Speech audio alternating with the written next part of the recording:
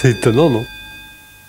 Nous allons maintenant procéder à l'audition du réquisitoire du procureur général des proches de la République. Ça va saigner.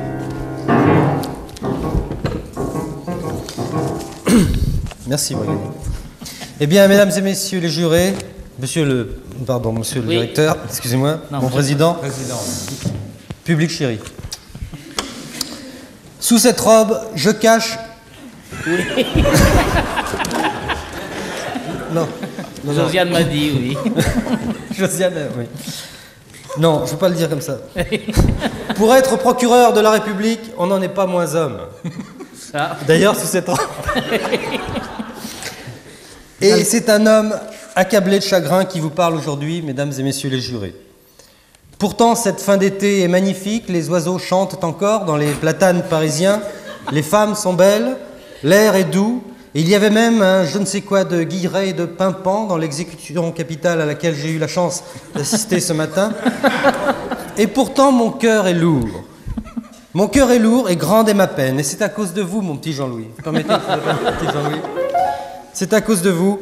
Oui, je l'avoue, j'ai du chagrin à l'idée de devoir sévir contre cet homme, mesdames et messieurs les jurés, pour la bonne raison que c'est un fils d'industriel, je l'ai déjà dit tout à l'heure. Ah, mon Dieu! Appelez-moi président. Ah, mon président! Où va le pays? Où va le monde si les fils de bourgeois, reniant toute pudeur de caste, se mettent à se rouler dans la fange nauséeuse où ne devrait se vautrer que la canaille loubarde immigrée de nos douteuses périphéries, 93, 94, etc. etc.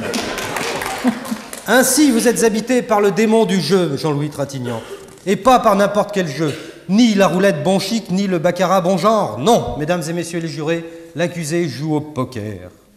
Ah là là, quelle époque de voyous, comme dirait mon ami le baron Empin. Le poker, à propos duquel l'accusé, montrant là un insupportable cynisme, ne craint pas de clamer qu'on devrait le rendre obligatoire dans les écoles et de dire dans le Matin de Paris du 30 mars 1979, je vous cite, « J'adore le poker, c'est un jeu de pure méchanceté où l'on mise sur le désarroi des autres. » Par ailleurs, dans ce même journal, vous ajoutez plus loin, et ça c'est encore plus grave, les sentiments violents n'existent que par leur contraire, c'est une notion chrétienne qui m'est chère.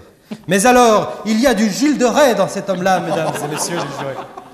Ah, monsieur Trintignant, que vont penser de vous les braves petites jeunes filles de France qui gardaient jusqu'alors de vous la douce image rassurante du brave jeune premier français? Que vont-elles penser, elles qui serraient sur leur cœur, dans un même élan d'amour, la photo de l'accusé, celle d'Alain Delon et celle d'André Dassary? Ah, Dieu me tripote. Ah, Claude me... Ah, Dieu me damne. Dans quel monde vivons-nous? Comment expliquer, mesdames et messieurs les jurés, qu'un garçon issu d'une famille gardienne de nos vraies valeurs, une famille où les enfants ne mettaient pas les coudes sur la table, allaient à la messe et disaient bonjour à la dame? Comment expliquer, disais-je, qu'un garçon d'aussi noble extraction ait pu se ravaler ainsi au rang de la bête? Encore que rares sont les bêtes qui jouent au poker.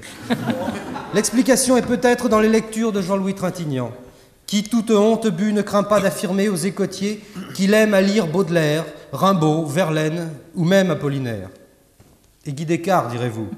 Eh bien non, Guy Descartes, monsieur Trintignant, n'a pas le temps de le lire. Il préfère l'infâme Verlaine. Verlaine qui tenait son verre d'absinthe d'une main, tandis que de l'autre, je ne sais si j'ose. Il préfère Rimbaud. Rimbaud l'exalté, Rimbaud l'abscon, dont mon ami Dalida me disait encore hier, c'est marrant, je ne comprends rien du tout, que dalle à ce qu'il dit, c'est pour lui.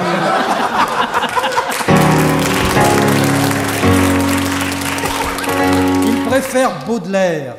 Baudelaire qui s'illustra si bassement dans la marine à voile et à vapeur. Rappelez-vous son alexandrin. Oh, combien de marins? 18, ça fait beaucoup.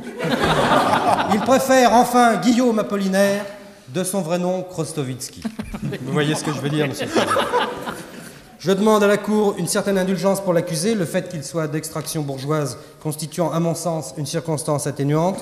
Je propose 20 ans de prison tout seul ou 1 an avec Mireille Mathieu au choix, comme vous voulez.